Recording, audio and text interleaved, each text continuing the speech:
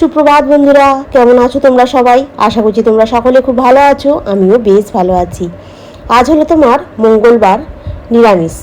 সকালবেলা এখন 2 কাপ চা দিয়ে দিনটাকে শুরু করছি। তারপরে রান্নাবান্না কী করব সেটাই ভাবছিলাম। কালকে রাত্রিবেলা যদিও আমি ঠিক করেই রেখে দিয়েছিলাম, ছোলার ডাল ভিজিয়ে রেখে দিয়েছিলাম, যদি বড়া দিয়ে আলু দিয়ে তরকারি করতে পারবো। আর একটুখানি তোমার ছোলাও ভিজিয়ে রেখে দিয়েছিলাম। চাল কুমড়োটা নিয়ে এসে রেখে দিয়েছি, সেই চাল কুমড়ো দিয়ে আলু দিয়ে ছোলা দিয়ে তরকারি করলেও বেশ ভালো লাগে নিরামিষের দিনকে। এখন চাটা খেয়ে এসে এখানে ধপ করে বসে বললাম, বসে এখন ওই চাল কুমড়োটা কাটছি। চাল কুমড়োটা একটুখানি ঝিরিঝিরি করে কাটলে, তার সাথে একটু আলুটা ঝিরিঝিরি করে দিলে না, চাল কুমড়ো দিয়ে আলু দিয়ে একটু ছোলা দিয়ে তরকারি করলে বেশ ভালো লাগে খেতে, জানো তো। এখন মাথার উপরে পাখাটাকে চালিয়ে নিয়েছি।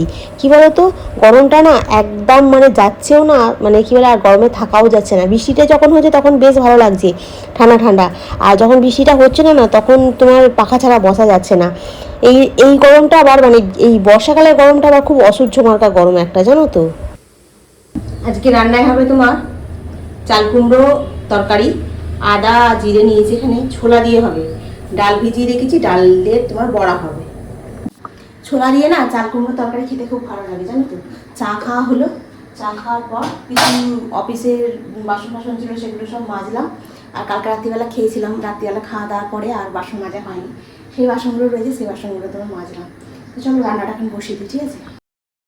চাল কুমড়োর তরকারি আবার আমিষা করলেও ভালো লাগে, জানো তো। নিরামিষের থেকে ওই চিংড়ি মাছ ফিংড়ি মাছ দিয়ে করলে চাল কুমড়ো তরকারিটা আরও ভালো লাগে খেতে।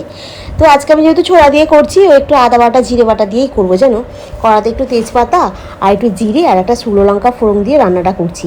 কয়েকদিন হয়ে গেল তোমাদের কমেন্টের উত্তরগুলো আমার দেয়া হচ্ছে না, জানো তো। আমি নিজে পড়ছি, কিন্তু তোমাদের রিপ্লাই যে দেবো সেটা আর দেওয়া হচ্ছে না।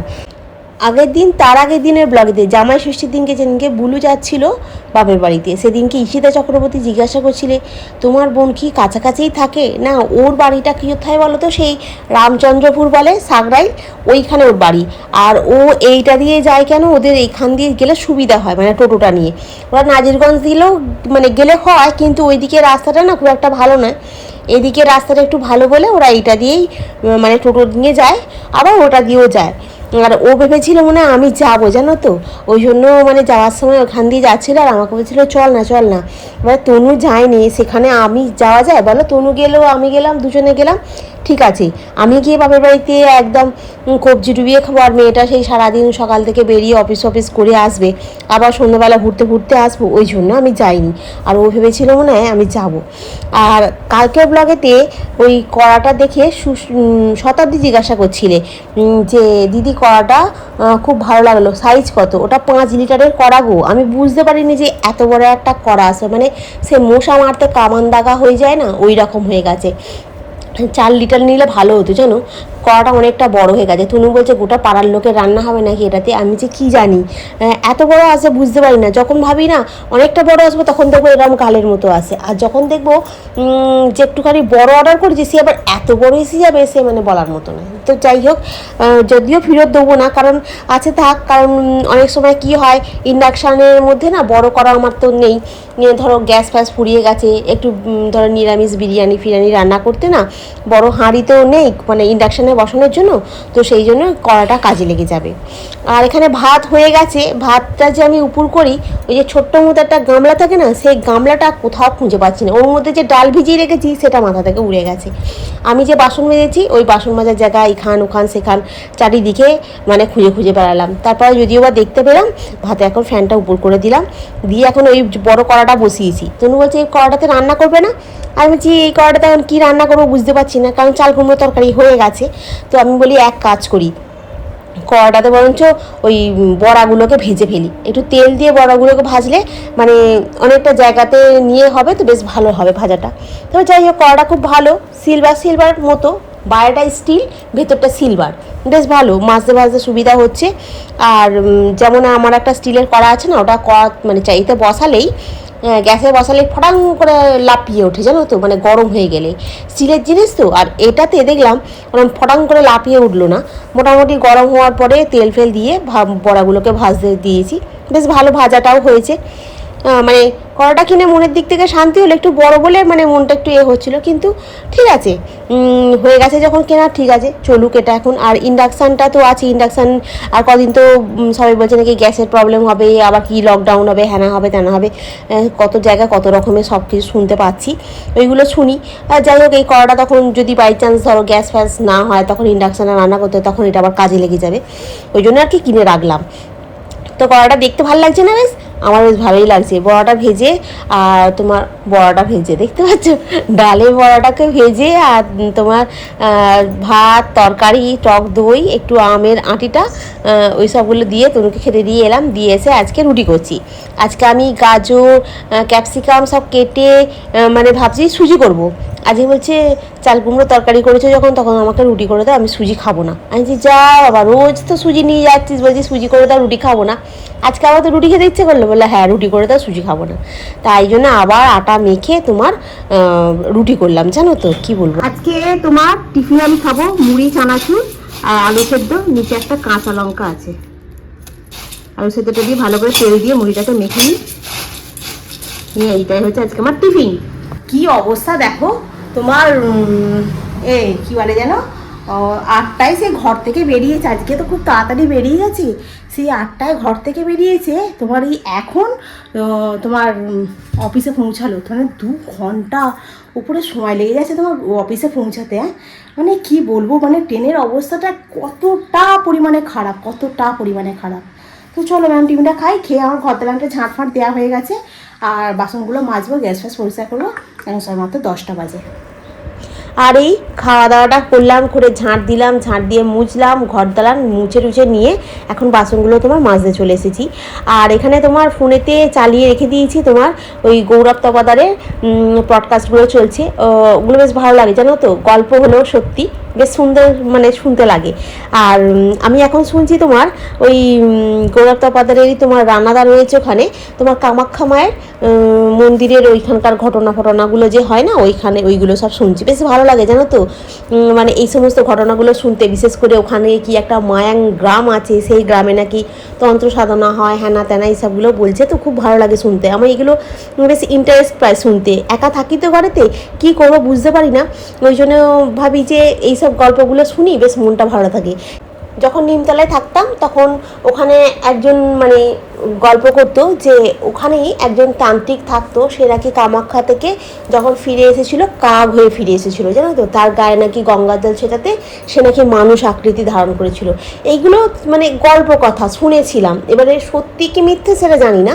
তো সেই রকমই জিনিস নাকি তোমার কামাখ্যায় কোনো একটা গ্রামে, মায়াং নামে গ্রামে নাকি এই সমস্তগুলো তন্ত্র সাধনা হয়।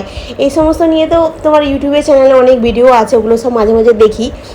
আমার বেশ ভালো লাগে জানো তো এগুলো দেখতে, যে আদৌ কি এগুলো সত্যি হয় নাকি সবটাই মানে ইউটিউবে ভিডিওর জন্যই বানানো। এই নিয়ে অনেক মানুষের অনেক রকমের ধারণা, ওই সবগুলোই বলছে। তারপরে তোমার কোনো ধরো একটা গল্প বলছে, হ্যাঁ সত্য ঘটনা আর কি, হ্যাঁ ওইগুলোই শুনি, বেশ ভালো লাগে, একা একা থাকি তো। এই হলো তোমার আজকের মেনু, টক দই নিয়েছি, আম, চাল কুমড়োর তরকারি, বড়া ভাজা, আর হচ্ছে তোমার শশা, আর এই হচ্ছে আমার ভাত। আর এই মেনুটাকে নিয়ে আমি এখন ও ঘরে যাব, আজকের তোমার খাবারটা নিয়ে এই ঘরে বসে খাবো।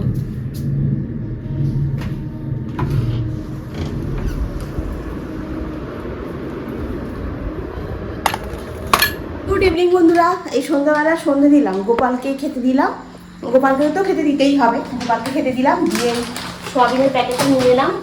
তোমার সোয়াবিনটা গরম জলে ভিজিয়ে তোমার রাত্রিবেলা সোয়াবিনের তরকারি করি, আর রুটি আটা মাখা আছে, রুটিটা করে নিই। কারণ কি নিরামিষে কী করবো বুঝতে পারছিলাম না। এবারে আজকে তনু মানে অফিস থেকে কোথায় কনফারেন্স ছিল সেখানে গেছিলো, আর ফেরার সময় ওইদিকে না খুব ঝড় বৃষ্টি হয়েছে কলকাতার দিকে, আর টোটোগুলো সব ভিজে ভিজে মতো, আর ওখান দিয়ে সেই ফ্রি বাস আসছিলো, আর ফ্রি বাসেতে উঠে পড়েছে। এবার ফ্রি বাসেতে উঠে ওকে পুরো ফ্রিতে কলকাতাটাকে ঘুরিয়ে দিয়েছে একদম। মানে কখন বাসে উঠেছি জানো, 5টায় বাসে উঠেছি, 7টায় নামলো।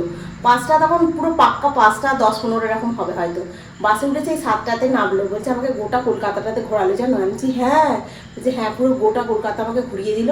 এখন নেমেছে এই মেদিনীপুর লোকালটা পেয়ে গেছে, আজকে ট্রেন লেট ছিল বলে মেদিনীপুর লোকালটা পেয়ে গেছে, বলছে আমি আসছি। আমি বলছি ভালো কিছু রান্না করবে। আমি বলছি কী ভালো রান্না করবো নিরামিষের দিনকে, তাই বুঝতে পারছিলাম না কী করবো। তারপর বললাম না সোয়াবিন আছে তো, আর ও তো সোয়াবিন খেতে ভালোবাসে, তো আমি ভাবি একটুখানি সোয়াবিন দিয়ে আলু দিয়ে বড় দিয়ে তরকারি করে ফেলি। তো চলো একটুখানি গরম জল করে আমি সোয়াবিনটা ভিজিয়ে নিই, নিয়ে আলুটাকে কেটে নিই, কেটে নিয়ে দুপুরবেলা খেয়ে আমি বাসনগুলো মাজিয়ে নিই, এগুলো সব পড়ে আছে। এখানে কিছু বাসন আছে, এগুলো সব তোমার এই করবো, গুছিয়ে ফেলি, আর ওইখানে বাসনগুলোকে তোমার মেজে ফেলি। তো চলো আর দেরি করে লাভ নেই, চলে আসে তো খিদে পেয়েছে বাচ্চাটির খুব জোর। সন্ধ্যাবেলাতে আবার এই নতুন কড়াটাতেই এখন সোয়াবিনের তরকারি করছি। সোয়াবিনটাকে একটু গরম জলে ভিজিয়ে রেখে দিয়েছিলাম, দিয়ে একটুখানি নিরামিষ সোয়াবিন করবো, তো ওই আদা বাটা জিরে বাটা দিয়ে করবো, নামানোর সময় একটু ঘি গরম মশলা দেবো, আর তোমার টমেটোটাকে একটু পেস্ট করে এর মধ্যে দেবো, বেশ ভালো খেতে হয়। কালকে তো আবার দশহারা, জানতামই না কালকে দশহারা বলে। আমার আবার এক বান্ধবী ফোন করে বললো যে কালকে দশহারা জানিস তো? আর না জানি না তো, বলছি যে না কালকে দশহারা। তনুদের বাড়ির নিয়ম হচ্ছে দশহারার দিনকে তোমার সকালবেলা লুচি আর নাহলে চিড়ে মুরগি এইসবগুলো তোমরা খেতে পারবে, আর রাতের বেলা তুমি মাছ মাংস ভাত যা কিছু করে খেতে পারো, মানে কোনো অসুবিধা নেই জানো তো। শ্বশুরবাড়িতে না থেকেও শ্বশুরবাড়ির নিয়মগুলো পালন করে যেতে হয়, কারণ আর নাহলে উপায় নেই, আর নাহলে কোথাকার নিয়ম পালন করবো বলো না। সেই জন্য ওখানে যেগুলো করতাম সেগুলোই করি। সয়াবিনের তরকারি, আম কেটে নিয়েছি, এখানে বড্ড মাছি আছে। খাওয়াটা বেড়ে নিয়েছি, আর রান্না হয়ে যাওয়ার পর সমস্ত বাসনগুলো ধুয়ে একদম চাপ করে মেজে পরিষ্কার করে নিয়েছি। আর খেয়ে দিয়ে খালি কয়েকটা বাসন পড়বে খাবার, বাসনগুলো রোগড়ে নিতেও পারি, আবার না নিলে তোমার এই কালকে সকালেও মাজতে পারি। কারণ এই দুটো থালা, এই গামলাটা, আর কিছু না বাসনের মধ্যে। তো চলো এখন রাতে ডিনারটা কমপ্লিট করে নিই। আর কাজ বলতে আর কিছুই নেই, সমস্ত কাজ হয়ে গেছে। এখন তো বর্ষাকাল পড়ে গেছে, তোমার হচ্ছে না, লাইটটা অফ করতে যাচ্ছিলাম। বর্ষাকাল পড়ে গেছে তো এখন তোমার জামা কাপড় মোটে একদম শুকনো হচ্ছে না গো। মানে কালকে চাদর দুটো কেটেছিলাম, চাদর দুটো ওই দড়িতে টান টান করে দিয়ে দিয়েছিলাম বলে চাদর দুটো শুকনো গেছে, বাকি একটা জামা কাপড় শুকনো হয়নি। স্ট্যান্ডে সব দেওয়া আছে, আজকে যে নাইটিগুলো দিয়েছি সেগুলো পর্যন্ত মানে কিছু শুকনো হয়নি। তারপরে তোমার বিকালের দিকে দুপুরের পর থেকে আকাশ ফাকাশ কালো ফালো করে এসে, হ্যাঁ কালো ফালো করে এসে তোমার হলো, বৃষ্টি নেমে গেল। তুই মুখ ধুয়ে নে, খেতে দিয়ে দেবো।